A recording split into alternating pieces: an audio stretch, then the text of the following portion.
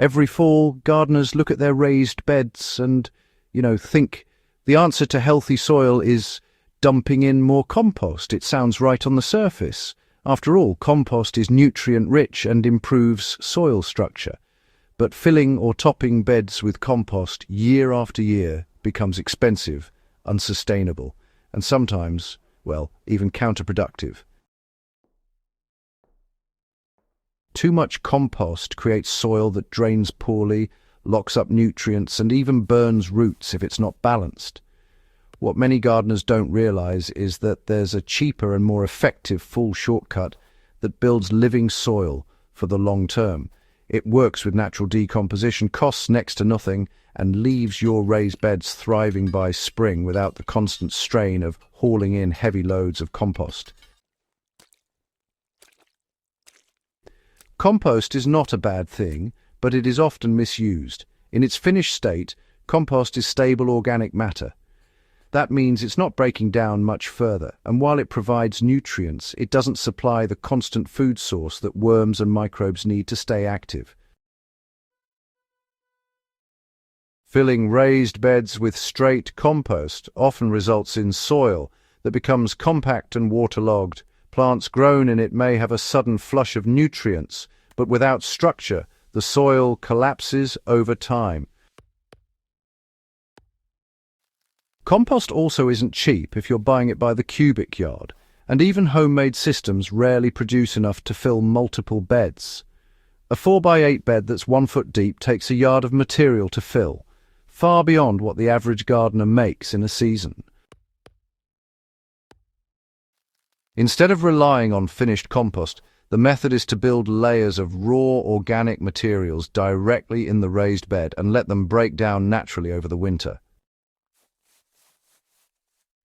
This approach uses materials most gardeners already have access to in abundance: fallen leaves, yard waste, pruned branches, grass clippings, and kitchen scraps. By stacking these materials in alternating layers of carbon and nitrogen, you create a slow composting system inside the bed itself. The process is, quite similar to how forest floors build soil. Your raised beds can follow the same pattern with very little effort, really. Start with a base of coarse material at the bottom of the bed. This can be small sticks, corn stalks, sunflower stems, or chipped branches. A layer about 6 inches thick provides drainage and ensures air pockets remain in the soil as material decomposes. Next, add a layer of carbon-rich matter, such as shredded leaves, straw, or cardboard. 4 to 6 inches is enough for this layer. On top of that, place a nitrogen layer 2 to 3 inches deep, using fresh grass clippings, manure, or kitchen scraps. Bananas, melon rinds, and coffee grounds are especially useful because they break down quickly and attract worms.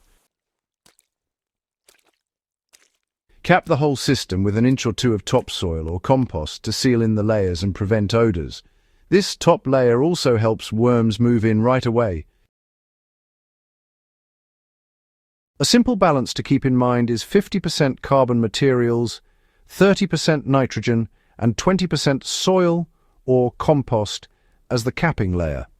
In a 4x8 bed, this might look like 6 wheelbarrows of shredded leaves, 3 wheelbarrows of fresh greens, and 2 wheelbarrows of compost or soil to finish.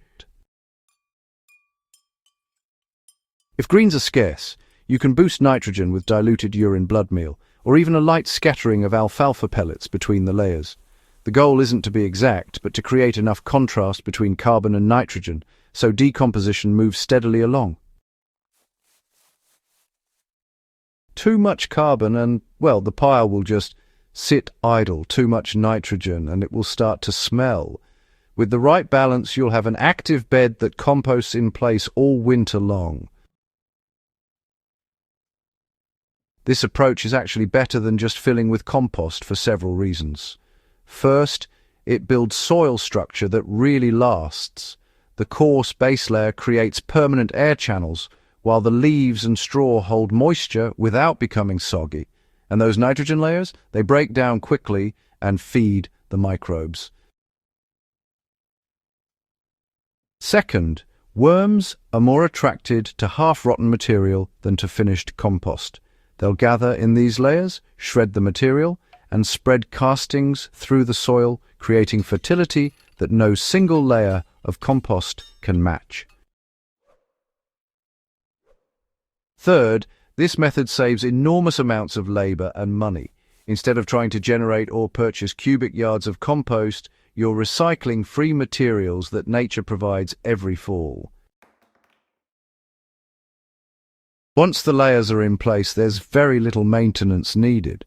Adding a light mulch of straw, shredded leaves, or wood chips on top helps insulate the bed and protect the surface. Rain and snow will filter moisture down through the layers, keeping decomposition steady. By early spring, you'll notice the bed has sunk as the materials settle. This is a sign the process has worked. At this point, all you need to do is rake the surface level and add a thin inch of compost if you want a nutrient boost before planting. Underneath, the soil will be dark, crumbly, and alive with worms. A complete transformation from what you started with in fall. The strength of this method lies in its simplicity. You don't need a compost bin large enough to serve an entire garden. You don't need to buy endless bags of soil. By working with raw organic materials at the time of year they are most abundant, you save resources and honestly create better soil at the same time.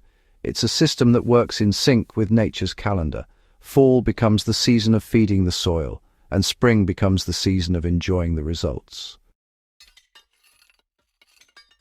For gardeners who are, tired of the compost treadmill, this is the shortcut that keeps soil healthy and raised beds productive without constant strain on the wallet or back.